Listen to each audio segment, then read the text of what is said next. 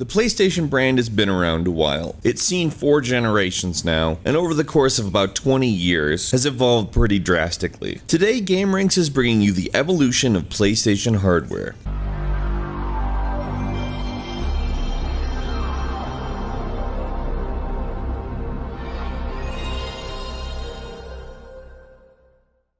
On September 9th, 1995, the North American market got the PlayStation. It was actually almost a year after Japan got it. Everybody who played console games at that point, which was a lot of people, had been looking at pictures of stuff that was playing on this thing for a year. It still had the benefit of having the jump on Nintendo's console, which came in 1996. And frankly, the competition with the Sega Saturn wasn't really that big. Part of that was though Sega Saturn's hardware was very flexible, it was incredibly difficult to develop for. PlayStation, on the other hand, had a focus. They wanted to make 3D games, and they wanted to make them before Nintendo.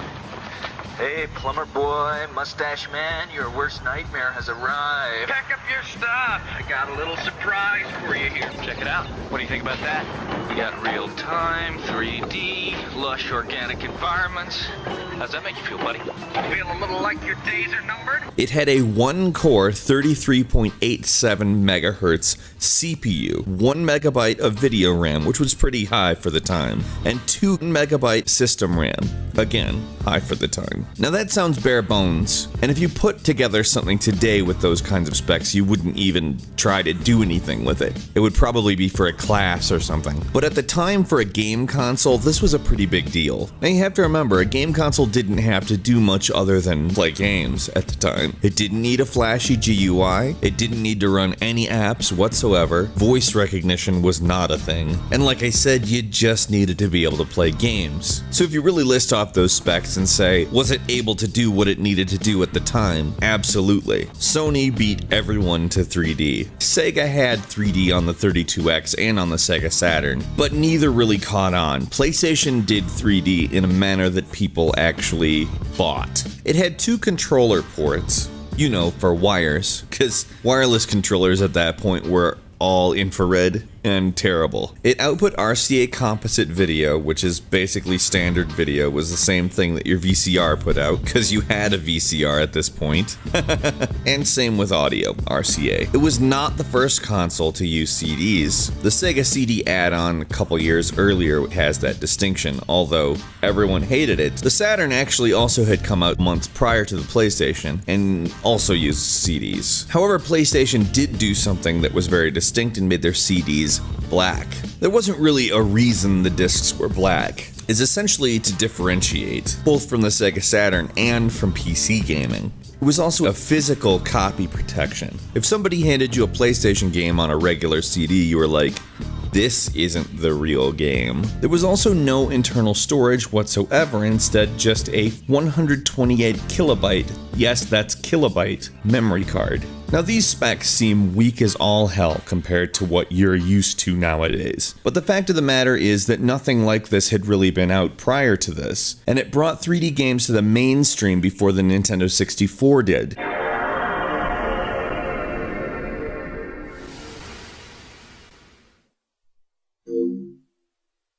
On October 26th in the year 2000, PlayStation 2 was released, at least in North America. In Japan, it had launched only a few months earlier in March. However, that was a much smaller disparity between Japanese and English releases than the PlayStation 1. The PlayStation 2's CPU, dubbed the Emotion Engine, is 294.91 MHz at launch. Later models had 299 MHz. But 6 megahertz really isn't that big of a difference. At launch, that CPU was almost 9 times faster than the PlayStation CPU, which is a huge jump. It still only had 1 core though. The GPU clocked in at 147.46 megahertz, which shifted all the graphical processing off of the CPU and onto a dedicated chip. It had 4 megabytes of video RAM and 32 megabytes of system RAM. It was also the first game console to have USB ports. 2 of them to be exact. The USB ports weren't used for the controllers, but rather for peripherals like the iToy camera, which was a pretty cool thing for its time, and was definitely a precursor towards Microsoft's Kinect technology. The controllers were still wired, but now had thumbsticks. Analog sticks were kind of a big deal after the Nintendo 64, and it was important to be able to natively support that for further 3D games. It also came with 2 motors for rumble support, and people generally really liked the controller. Like the PlayStation 1, it saved to memory cards. However, PlayStation 2s were not 128 kilobytes, they were 8 megabytes, which is not an incremental difference, it's a massive difference. It also had a slot for a 40 gigabyte hard drive, which was actually required to play some games like Final Fantasy XI. It was a massive upgrade from the PlayStation 1, and kind of steamrolled everything else. The much improved graphics from the previous generation allowed for incredibly smooth, complicated 3D scenes for the time, and developers were able to use this to create some of the most revolutionary games of all time, with a lot of today's conventional gaming practices actually established on the PlayStation 2. The PlayStation 2 was the first console to use DVDs. The PlayStation 2 was actually sold as a DVD player, and began Sony's tradition of using its current gaming system to have every family have a player that can play the latest form of media. On November 17th, 2006, the PlayStation 3 came out. It was actually only 6 days after it came out in Japan, which bravo. Getting right to it, there's a huge difference between PlayStation 2 and PlayStation 3. The CPU was a 3.2 GHz chip dubbed the Cell Broadband Engine. This is obviously a pretty powerful CPU compared to previous generations. It was more than 10 times as powerful as the PlayStation 2, and roughly 96 times as powerful as the first PlayStation. It was also the first PlayStation to have a multi-core processor, 7 of them to be exact. The GPU was a 550 MHz NVIDIA processor dubbed the RSX Reality Synthesizer. It's based on NVIDIA's G70 and features 256 megabytes of video memory, which is also the same amount of system RAM that the PlayStation 3 has. Something in my head. Whereas both the PlayStation 1 and the PlayStation 2 used specifically wired controllers, PlayStation 3 used wireless controllers. How? By Bluetooth. The controller itself wasn't very much different than the previous generation's controller. It was a little sturdier and a little nicer, but not terribly different. It still had 2 vibration motors, for instance, same button layout, same shape, but now had a rechargeable battery in it and could be plugged into the console via USB, instead of a proprietary plug. Where the PlayStation 2 didn't really have a lot of output capabilities beyond the original PlayStation, PlayStation 3 was a massive change. Not only could you output to RCA composite, you could also output to component and HDMI, because the PlayStation 3 is the first PlayStation to allow HD video. Whereas all games were either 480i or 480p in the past, it was now possible to create games at 720p, 1080i, and 1080p. As you know, this is obviously a very big deal. The PlayStation 3 is also the first PlayStation with Wi-Fi connectivity. This allowed for a ton of new functions to be implemented, like downloadable content, multiplayer, various voice and video chat options, as well as an online store, which with the advent of Steam gave PlayStation owners kind of a similar interface to purchase their games. But it now also had an internal hard drive. The default that it came with was actually a 20 gigabyte hard drive, which is not that big. You could install your own hard drive or one of their hard drives and greatly increase that.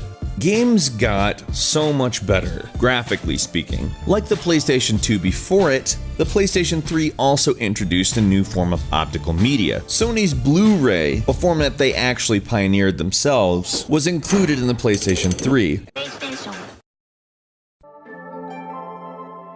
So with the PlayStation 4, North America actually got it first, on November 15th, 2013. PlayStation 4 also went just the exact opposite direction as the previous processor, where PlayStation 3 used a complex cell architecture that was proprietary. PlayStation 4 moved to an AMD x86-64 accelerated processing unit. Now this is very different because just simply measuring the gigahertz for it isn't really an accurate measurement in the change, because technically the processors would seem not not nearly as good. There's two quad-core 1.6 GHz modules in the APU, where PlayStation 3 had a single processor with 7 cores. PlayStation 4 splits up all the work among 8 cores on 2 processors. The PlayStation 4 has 8 GB of RAM. This is 16 times the amount of RAM found in the PS3. That also includes some secondary chips, which are less powerful but handle tasks associated with downloading, uploading, and social components, so they can be handled in the background while somebody's playing a game or the unit is in sleep mode. Therefore, the PlayStation 4 can actually handle recording its own video output for uploading and sharing or using for various things. The GPU is actually built on AMD's Radeon GCN architecture,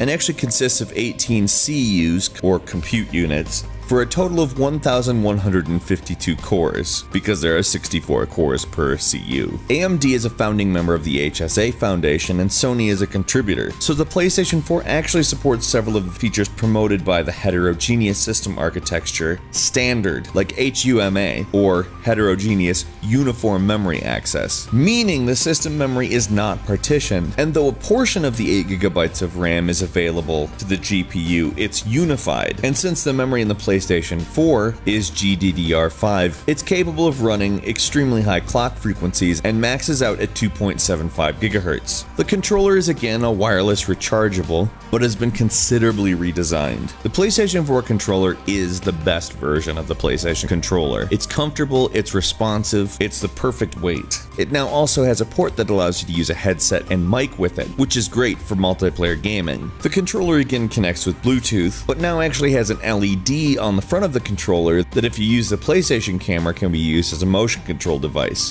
which in my opinion is considerably less silly than a stick with a ball at the end. We won't talk about that. PlayStation 4 is capable of all of the standard video formats 2160p, which is known as 4K to most people. Now, will it ever run a game in 4K? Probably not, but it can play videos and view pictures at an extremely high resolution. It continues the usage of Blu-ray that the PlayStation 3 had, but has placed a lot more emphasis on the online store, the PlayStation Network, in having a much larger hard drive and relying on the idea that most people have a better internet connection now as well. The PlayStation 4 is much closer to a PC than any previous PlayStation, which gives a lot more flexibility to programmers, knowing that the architecture itself is pretty similar to what people program on. Obviously, the hardware is significantly more powerful now than it was in 1995. We've seen some really cool improvements and a total change in how we even put together a video game console. Because of this, we're seeing games continue to evolve, both graphically and specifically in scope. Thanks to the strides in hardware, we're now able to see games that literally cover hundreds of square miles of territory. It's extremely exciting and a whole lot of fun just to think about what the next increment of the PlayStation is going to be. Is it even going to be a traditional video game console? It could be something completely different. So don't forget to leave a comment and click the like button. It helps us a ton. Also, if you're not subscribed, make sure you do that because we release new videos every single day and the best way to see them first is a subscription. We thank you so much for watching this video, and as always, we will see you next time here on Game Ranks.